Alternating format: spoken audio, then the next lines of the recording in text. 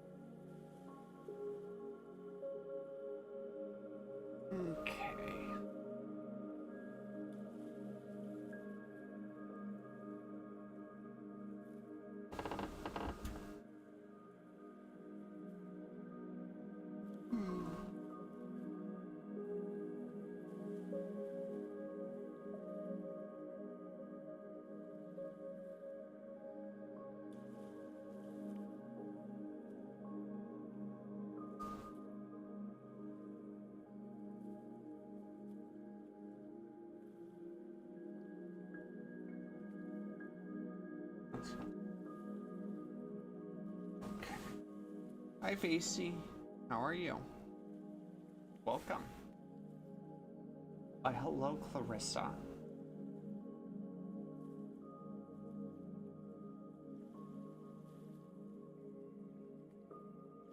Clarissa Ribeye. What doing? Yes, I'm doing a lot better. Haven't been sick for a bit. What doing, Clarissa?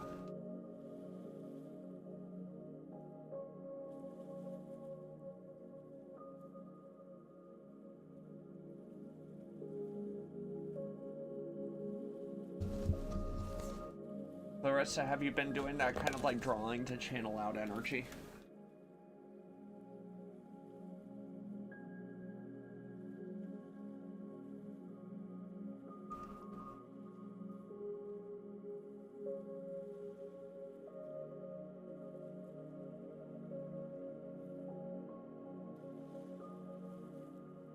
I've been doing the thing you taught me with the crystal and paper. Good. How's that been going?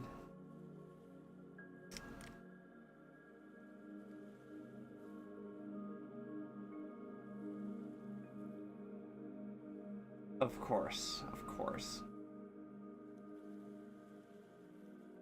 Of course, Clarissa. Hello, Psychic Eve.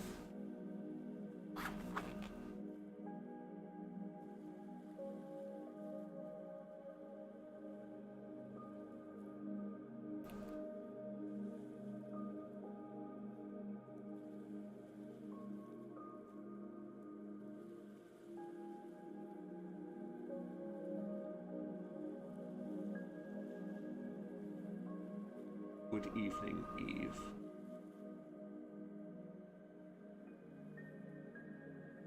Yep, it's a peach moonstone.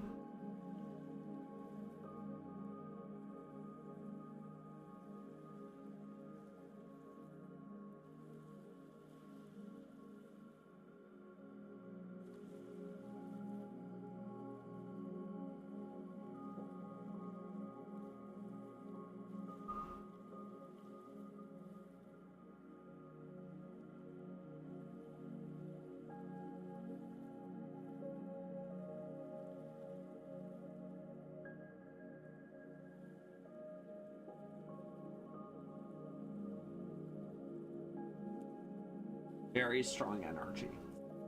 Very calming energy to it. It brings a lot of peace to your environment.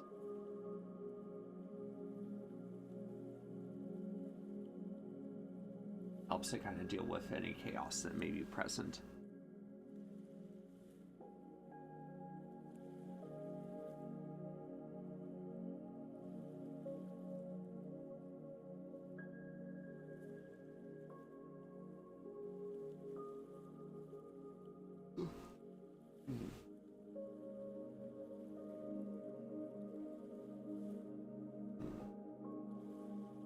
Get a feel for that energy. I wonder if it can fit on here.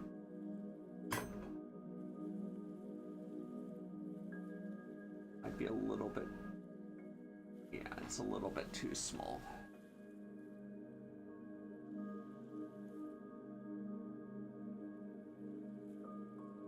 But yeah, it's a very good energy to have.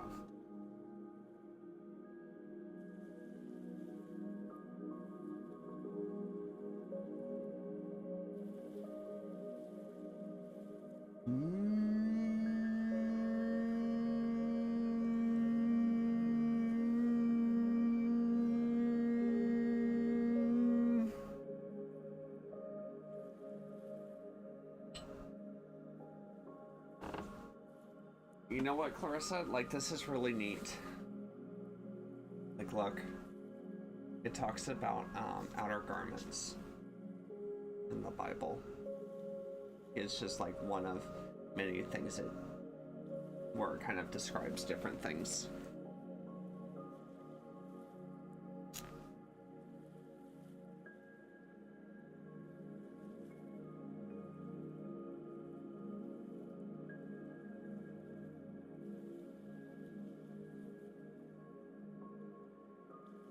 Mm-hmm.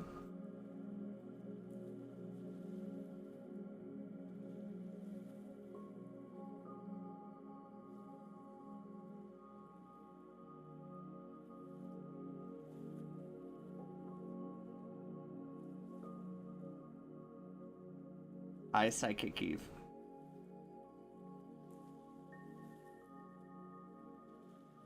You know what? Let's read about the Pharisees. I always like this one. Then the Pharisees went and plotted how they might entangle him in his talk, and they sent him their disciples with the Herodians, saying, "Teacher, we know that you are true, and teach the way of God in truth, nor do you care about anyone, for you do not regard the person of man. Tell us therefore, what do you think? Is it lawful to pay taxes to Caesar or not?" But Jesus perceived their wickedness and said, "Why do you test me, you hypocrites? Show me the tax money." So they brought him a denarius, and he said to them, "Whose image and inscription is this?" They said to him, "Caesar's." And he said to them, "Render therefore to Caesar the things that are Caesar's, and to God the things that are God." When they heard these words, they marveled at and left him and went their way. But Jesus really did not like hypocrites. Like, that was very clear. Now, I'm not saying he didn't love them, but he didn't care for people who were hypocritical.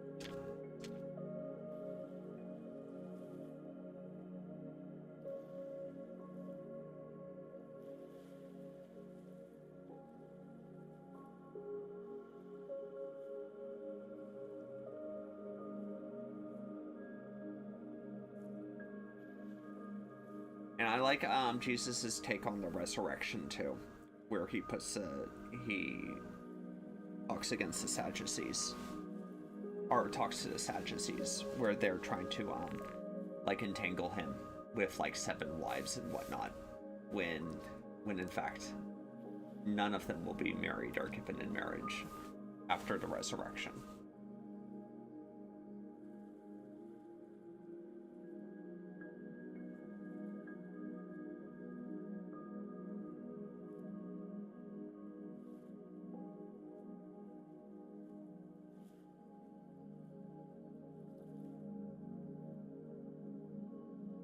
Oh yeah, actually, let me read it for you, Clarissa.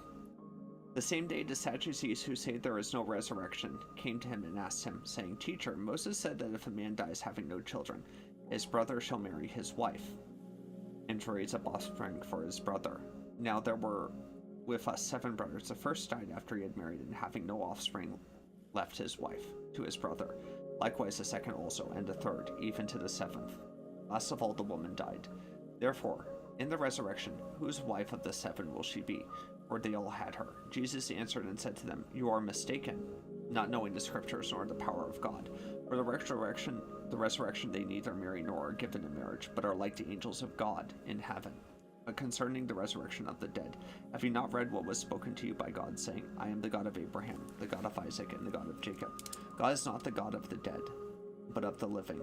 And when the multitudes heard this, they were astonished at his teachings.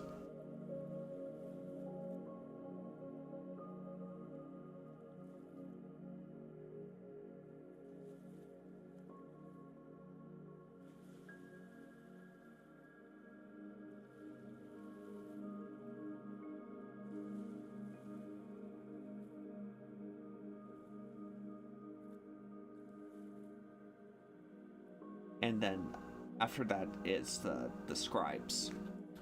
But when the Pharisees heard that he had silenced the Sadducees, they gathered together. Then one of them, a lawyer, asked him a question, testing him and saying, The teacher, which is a great commandment in the law? Jesus said to him, You shall love the Lord your God with all your heart, with all your soul, and with all your mind. This is the first and great commandment. And the second is like it, you shall love your neighbor as yourself. On those 2 commandments hang all the laws of the prophets. All the law and the prophets. So the most important thing you can do is love God and then love your neighbor. Oh, and then this is the one where he goes off on the scribes and Pharisees. Then Jesus spoke to the multitudes and to his disciples, saying, The scribes and the Pharisees sit in Moses' seat. Therefore, whatever they tell you to observe, that observe and do, but do not according to their works, for they say and do not do. For they bind heavy burdens, hard to bear, and lay them on men's shoulders, but they themselves will not move with one of their fingers. But all their work they do to be seen by man. They make their phylacteries broad and enlarge their borders of their garments. They love the best places at feasts, the best seats in synagogues, greetings in the marketplace, and to be called by men, Rabbi, Rabbi. But you do not be called Rabbi, for one is your teacher, the Christ, and you are all brethren. Do not call anyone on earth your father, for one is your Father, he who is in heaven. And do not be called teacher, for one is your teacher, the Christ. But he who is the greatest among you shall be your servant. And whoever exalts himself will be humbled, and he who humbles himself will be exalted. Actually, that's very important, Clarissa. Do you know what that means?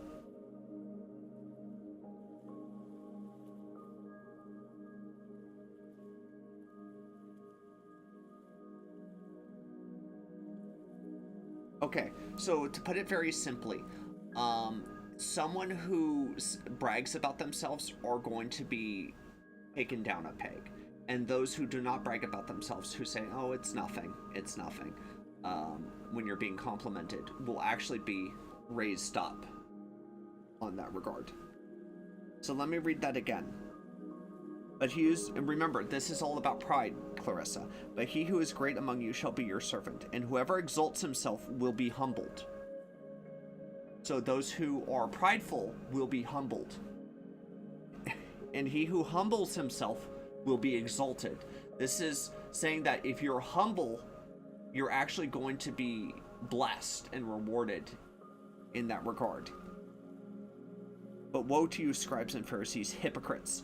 For you shut up the kingdom of heaven against man. For you neither go in yourselves, nor do you allow those who are entering to go in. Woe to you, scribes and Pharisees, hypocrites! For you devour widows' houses, and for a pretense make long prayer. Therefore, a pretense make long prayer. So they make long prayer, they're making a show of it. And therefore you will receive greater condemnation. Woe to you, scribes, Pharisees, hypocrites! For you travel to the land and to the sea with one proselyte. And when he is one, you make him twice as much a son of hell as yourselves. Woe to you, blind guides, who say, whoever swears by the temple, it is nothing, but whoever swears by the gold of the temple, he is obliged to perform it. Fools and blind, for which is greater, the gold or the temple that sanctifies the gold? And whoever swears by the altar, it is nothing, but whomever swears by the gift that is on it, he is obliged to perform it. Fools and blind, for which is greater, the gift or the altar? The sanctity is the gift that sanctifies the gift.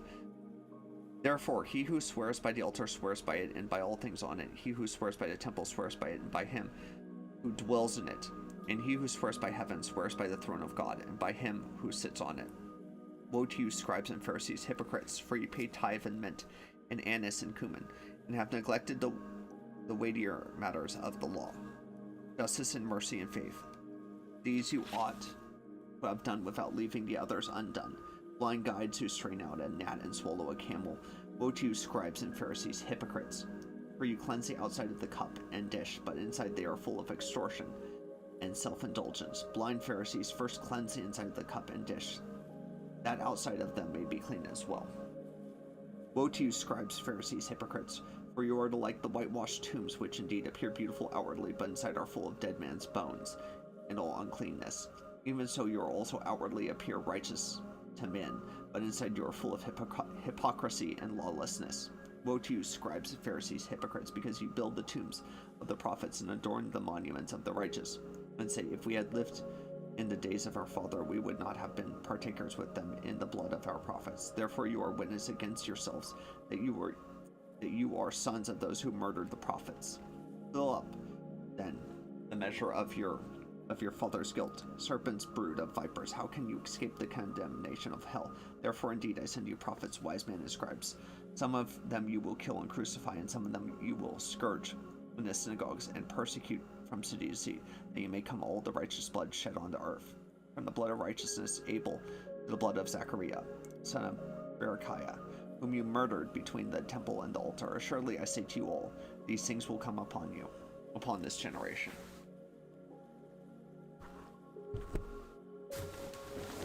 That's when he goes off on the hypocrites. He seriously goes off on them. 1 second.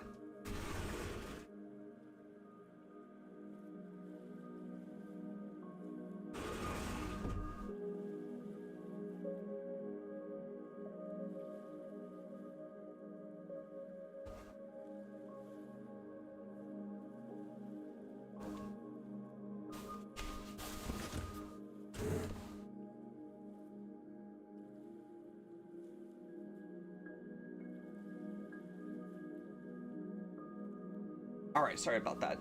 Hi Jesus, if you want a reading, it's $30 and it's a 6-minute reading.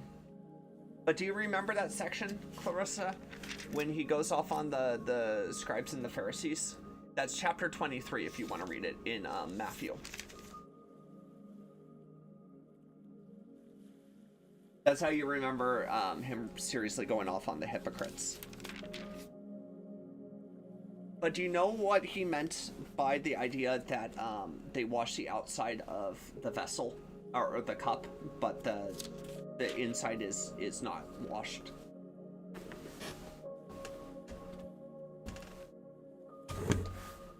Yeah. So that's always something that's very important, you know. And Psychic Eve, I know you deal with I know you know about that energy also, and very much that's very important to remember, Psychic Eve. Do you want me with the wash, the outer wash of the cup, but not the inner wash?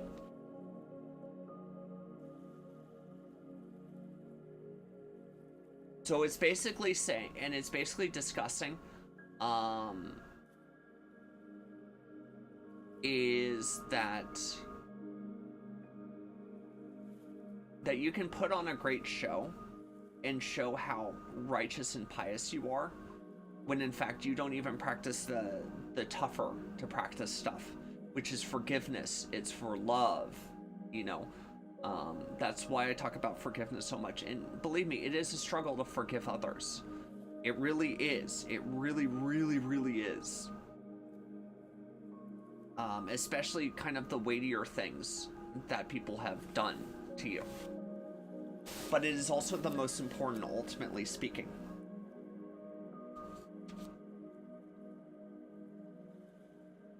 Hi, Non, how are you? And black magic is very much sourced in mostly pride. That's where it mainly comes from. Black magic comes down to it is pride. Pride is one of the most dangerous things out there when it comes to your own ego. It is one of the worst things.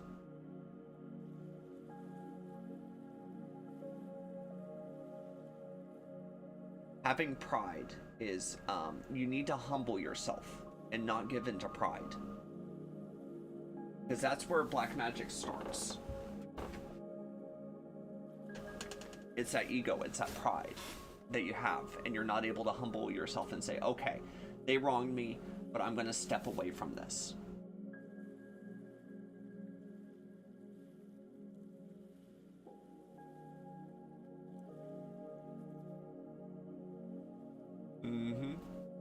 How are you doing today, Non?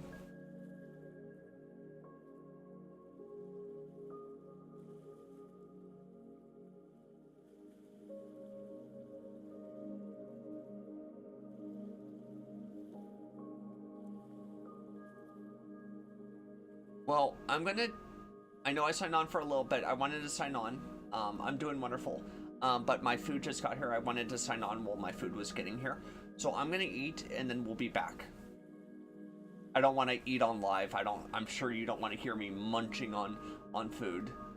What did you get? I ended up getting pizza today.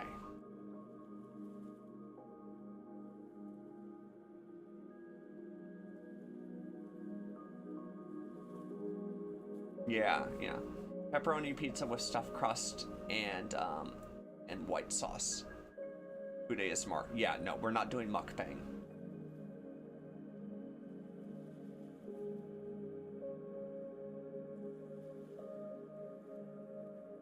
Hello, Cat Marchishing, you like that. But yeah, I ended up getting Pizza Hut. I like Pizza Hut's just so expensive. So I get it rarely.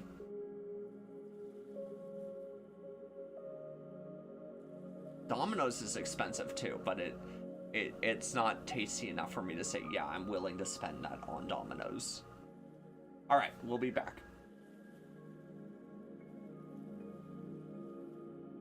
Me too, Cat Mortician.